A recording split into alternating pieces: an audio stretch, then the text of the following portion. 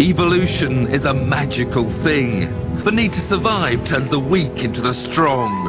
And if you're looking for a good example, forget the apes and take a look at Mitsubishi. This, its humble Lancer, was just another saloon in an already overcrowded territory. You'd never have backed its chances for long-term survival. But in 1992, in EVO form, nearly 250 horsepower grabbed it a foothold in life. It was the first of a long line. The EVO 2 quickly followed, and by 1995 we already had the EVO 3. A new body shell heralded the arrival of EVO 4, and by then a fervent cult of supporters had developed, eagerly awaiting each new development of the car. In January 98 we had the EVO 5, and a year later the EVO 6. Years of adapting to the harsh environments of the World Rally Championship have seen it take 4 drivers' titles in the last 5 years, and this year the EVO 6 once again leads the way. To its loyal followers, the only possible rival could be its successor. Well, the next phenomenon is here. Tommy Macklin won't get his new company car until the middle of the year, but we've got it now. It seemed impossible to develop the EVO 6 any further, so the Mitsubishi boffins switched to a body shell based on the Lancia Sedia, but we shall know it as EVO 7. Theory says that the breed should be improved again. If it isn't, then Darwin will be spinning in his grave. The car may be slightly bigger, but the first thing that strikes you is that the brutal looks have been somewhat diluted. But the driving experience certainly hasn't.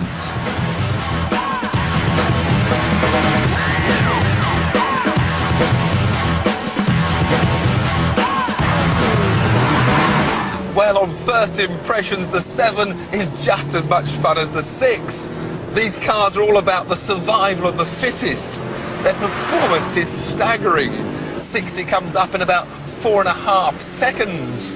Now, this EVO 7 has got no more power than the 4, 5 and the 6. They've all had 280 bhp, but it has got a bit more torque low down, so it'll pull out of corners at lower revs.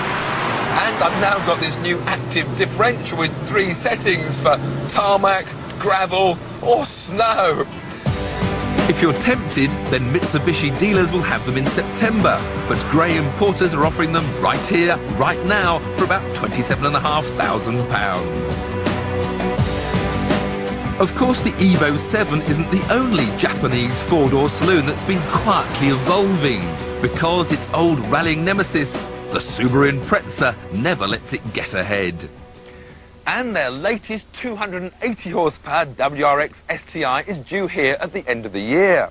If you want one before that, you'll have to go grey.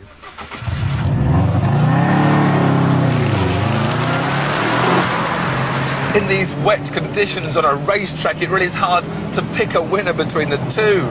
But I certainly feel I've moved upper class in this Subaru cabin. I much prefer the dials, the trim levels are a much more quality feel about them.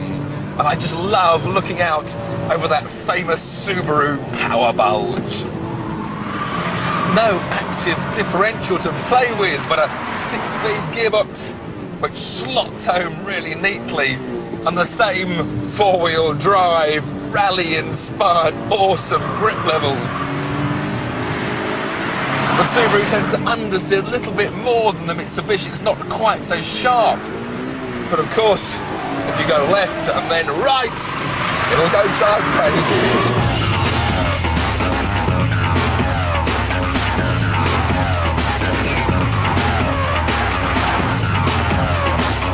The WRX STI does cost around £2,500 more than the EVO 7, and I look forward to a full test when the official imports arrive.